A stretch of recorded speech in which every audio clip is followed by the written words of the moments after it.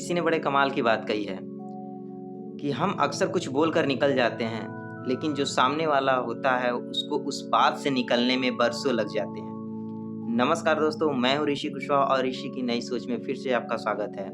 तो फिर से लाया हूँ एक सच्ची घटना जो कि हमारे देश के इलेक्शन कमिश्नर रह चुके टी.एन. शेषन जी की यह एक सच्ची घटना है। तो टी.एन. शेषन साहब अपने परिवार के साथ जा रहे थे मसूरी पिकनिक मनाने के लिए। वो उत्तर प्रदेश के रास्ते से जा रहे थे। तभी तभी उनकी पत्नी की नज़र एक चिड़िया के घोंसले पड़ती है, जो कि पेड़ों पर चिड़िया के घोंसले बनाए होते हैं उन पर नज़र पड़ती है। तो उनकी जो पत्नी होती हैं वो बोलती हैं कि 2 घोंसले उतार लाइए, आप ड्राइवर से कह के और ये सिक्योरिटी गार्ड से कह के उतार लाइए, घर में सजाने के काम आएगा। तो टी.एन. शेषन साहब ने गाड़ी रुकवाई और अपने ड्राइवर से बोल दिया कि जाओ पेड़ पर से चिड़िया का घोंसला 2 उतार लेकर आओ। तो ड्राइवर उतर कर जाता है चिड़िया का घोंसला उतारने के लिए। तो जाता है, देखता है कि चिड़िया का घोंसला बहुत ही ऊपर था, पेड़ की ऊंचाई बहुत ज़्यादा थी। तो उसको समझ में नहीं आ रहा था कि कैसे उतारा जाए। तो वो फिर सिक्योरिटी गार्ड जो था उनकी हेल्प लेता है, उसको बुलाता है कि चलो उतारते हैं। वो भी जाता है, तभी कोई काम नहीं बनता है, फिर भी बहुत ऊंचा था। अब वो उतारे तो उतारे कैसे। तभी उधर से एक बच्चा आता रहता है भेड़ बकरी चराकर, भेड़ बकरियों के साथ आता रहता है। तो उन्होंने कहा उस बच्चे से कि बच्चे तुम यह चिड़िया का घोंसला उतार दो, शाम मांग रहे हैं। तो वह बच्चा बोला मैं चिड़िया का घोंसला नहीं उतार सकता। यह कहकर वह चला गया। फिर वह थोड़ी दूर जाता है तो फिर उसको बुलाते हैं, ए बच्चे बच्चे सुन सुन सुन।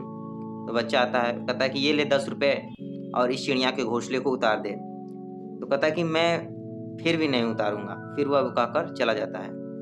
तो जो ड्राइवर था और जो एक सिक्योरिटी गार्ड थे उनने कहा थोड़ा पैसा और बढ़ाते हैं, शायद मान जाए। तो फिर से उसको बुलाया, बच्चे बच्चे इधर आओ, ये ले 50 का नोट, अब चल उतार दे। तो कहता है कि आप मुझे 50 देंगे तब भी नहीं उतारूंगा। वह कर फिर से वह चला जाता है। यह सब टी.एन. शेषन साहब देख रहे थे। वह ड्राइवर को बुलाते हैं और सिक्योरिटी गार्ड जो था उनको बुलाते हैं कि तुम लोग क्या कर रहे हो, कब से इतना टाइम हो गया, एक चिड़िया का घोंसला नहीं उतार पा रहे हो। तो वो जो ड्राइवर था वो कहता है कि साहब ये जो बच्चा है उसको मैंने 50 रुपये तक की बात की है, फिर भी नहीं उतार रहा है। टी.एन. शेषन साहब कहते हैं कि अच्छा फिर से बुला, एक बार हम बात करते हैं।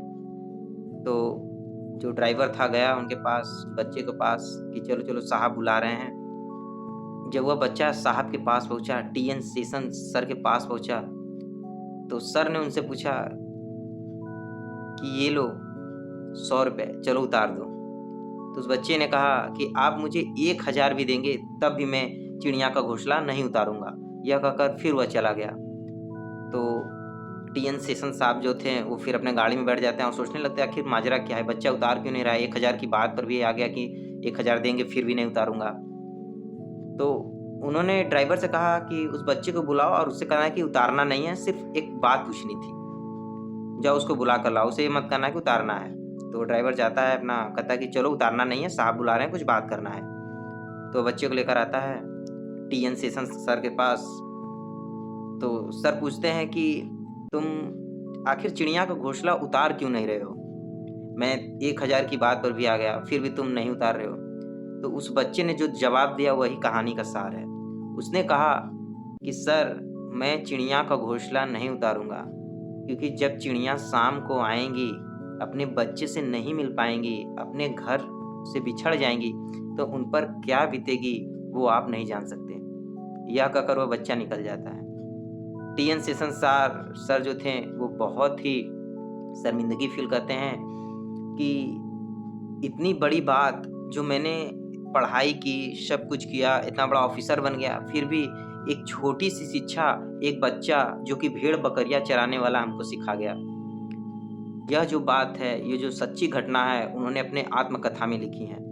कभी कभी होता है दोस्तों कि हम शिक्षा को उच्च कोटि दे देते हैं, ऊंचा स्थान देते हैं और संस्कार को भूल जाते हैं। हमें संस्कार और शिक्षा को दोनों एक साथ लेकर चलना होता है।